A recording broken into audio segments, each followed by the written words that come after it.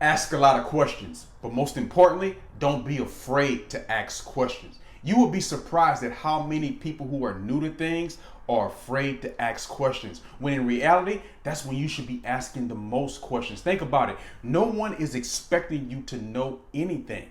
So take full advantage of this, particularly at the student pilot level, and ask a lot of questions. There is no stupid question, only the question that you were afraid to ask. Always have the courage to ask questions, and you're only going to get better at the questions that you ask the further you go along and the more your knowledge starts to build.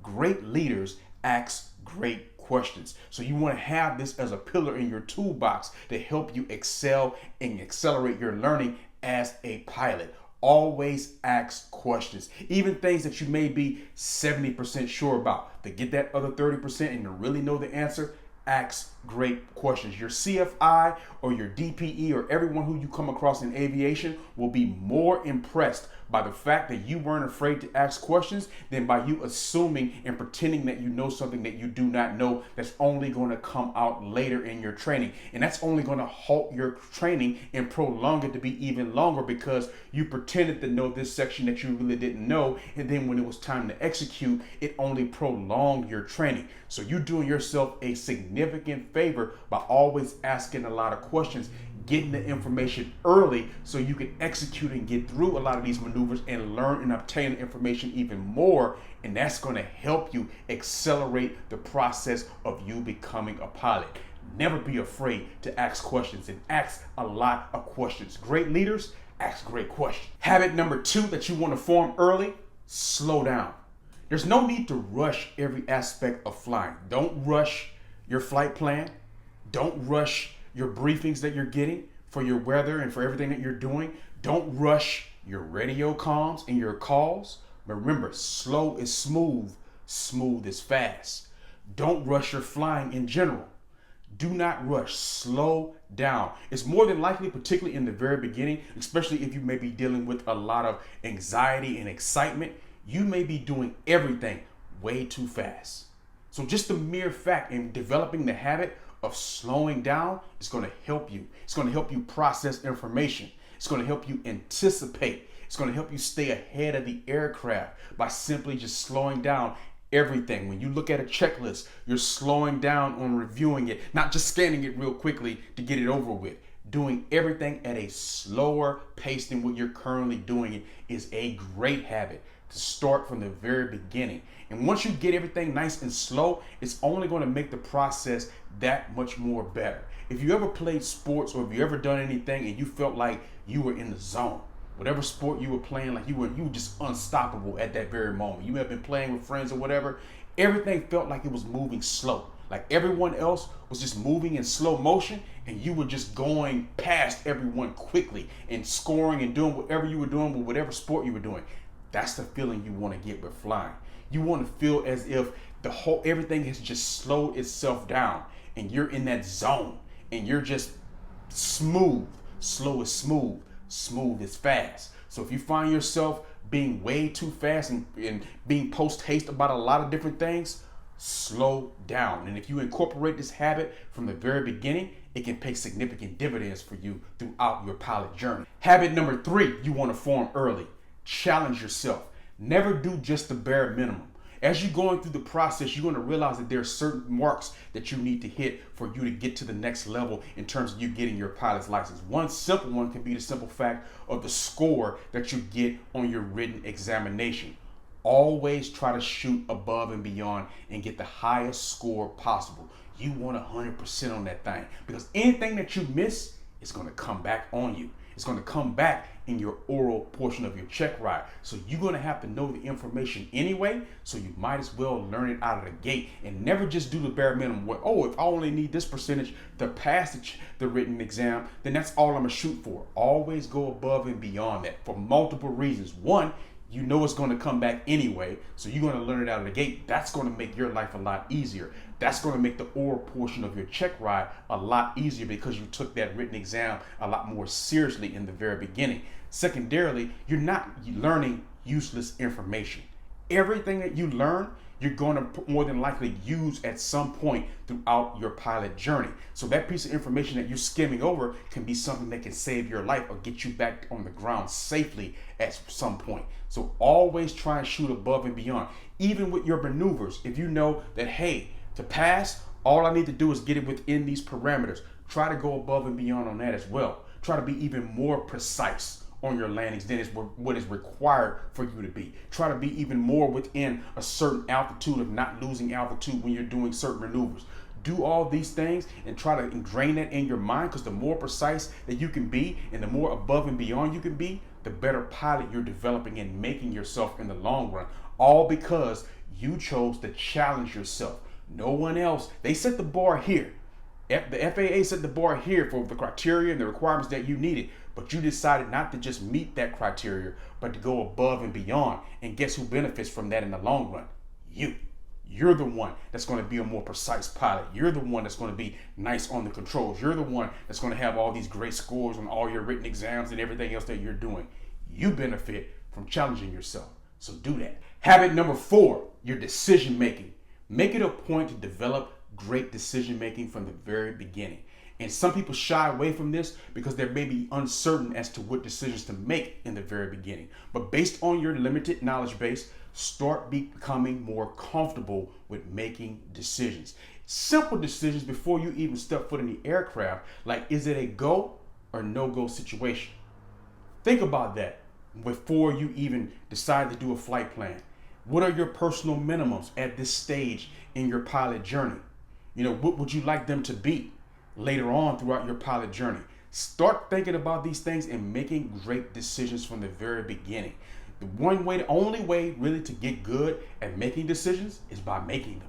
There's no secret sauce to making decisions. You get good at making decisions by actually taking initiative and starting to make them. So think about that even on the days that you're not flying. You're not flying, but you're looking at the weather, you're reading the METARs, you're reading various things, and you're thinking to yourself, will today be a go or a no-go type of situation? And then you start to plan accordingly. What are your personal minimums when it comes to things like, cloud layer or wind or anything that you're doing?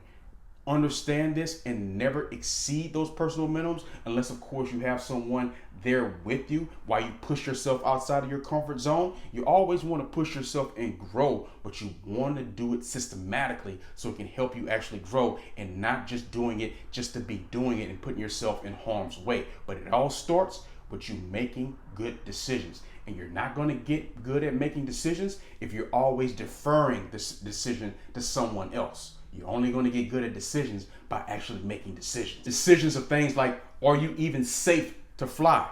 Think about your own mental state and emotional state at that moment. You may have had a hard day. You may have been dealing with a lot. Is it wise for you to go up right now?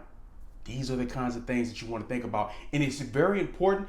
Do this even at the student pilot level. That's why you want to ingrain into your mind, because when you actually get your license, you're going to be pilot in command and you're going to have to make those decisions on your own. You're not going to have maybe someone there to guide you in your decision making. So take advantage of the fact that you have someone there to guide you right now. And if you know that something's not right, then be confident and be making a go or no go decision. The 5th habit, you want to make sure you always anticipate radio comms.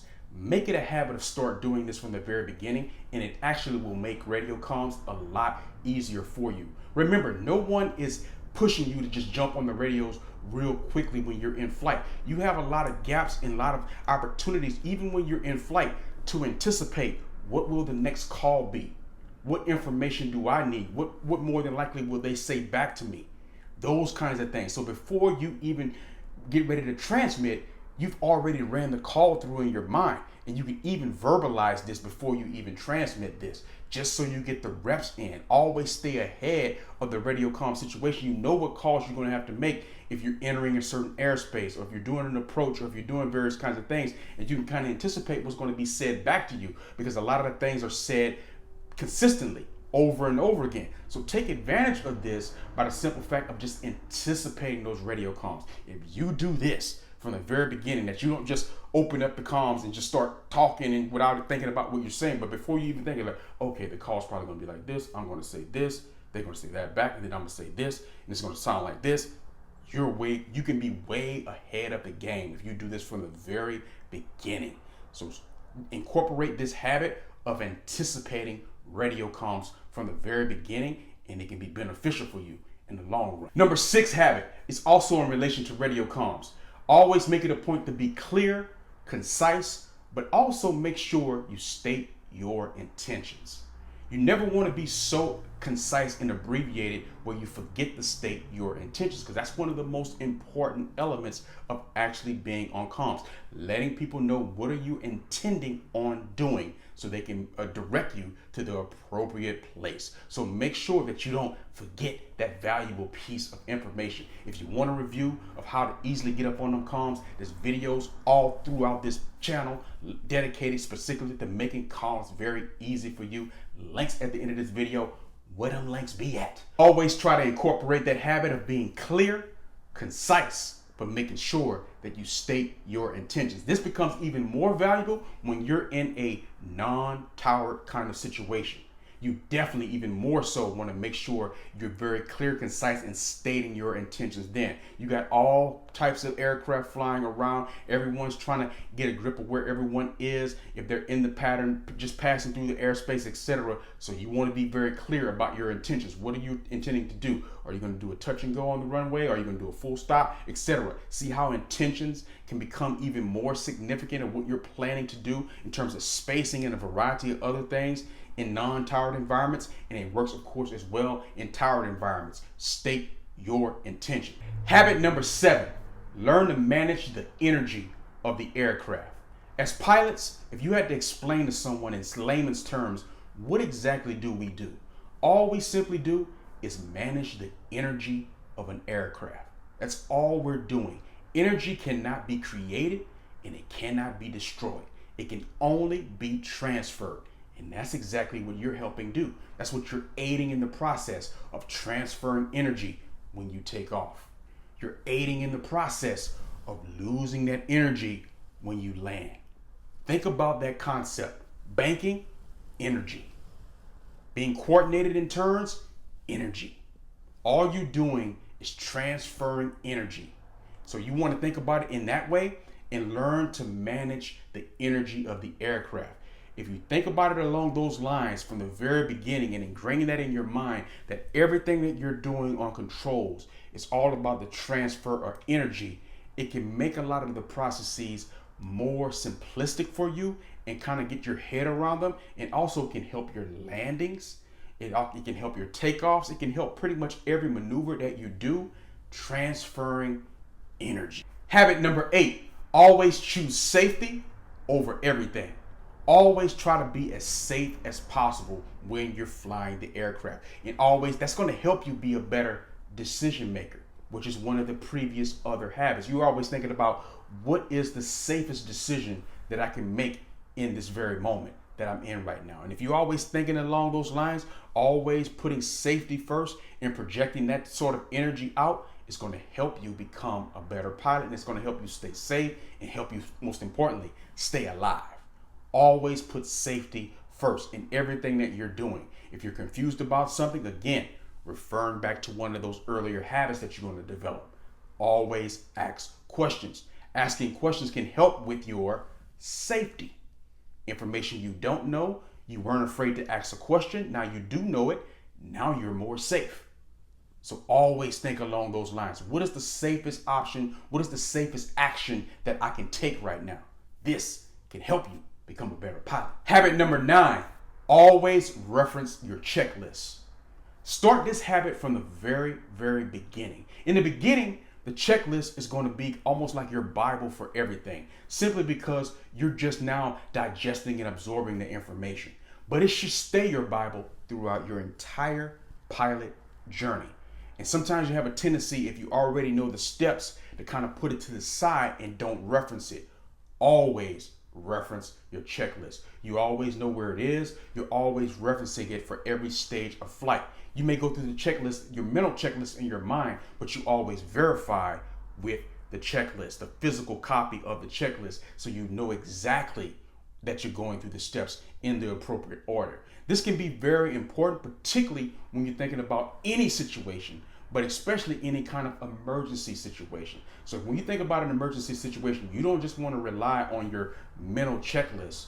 You want to verify and confirm all of that with the physical copy. Because again, it's an emergency. Your senses are heightened. But don't wait until an emergency to do this. Do this on everything. Takeoffs, landings, cruise, everything that you're doing, you're always referencing your checklist. This can be incredibly valuable to you if you can make this almost like second nature. If this becomes second nature to you, and that's exactly what you want it to become. That's why you want to develop this highly effective habit. You want to make it so second nature where you're not even thinking about it. You're just doing it. And it feels uncomfortable when you don't know what a checklist is. It feels uncomfortable if it slips between the seats or you haven't seen it in a while. You don't like that. That makes you feel uncomfortable. That's how you want to get. That's how you know you have the habit ingrained in your mind so well. And this is a highly effective habit for any pilot. Habit number 10, never stop learning.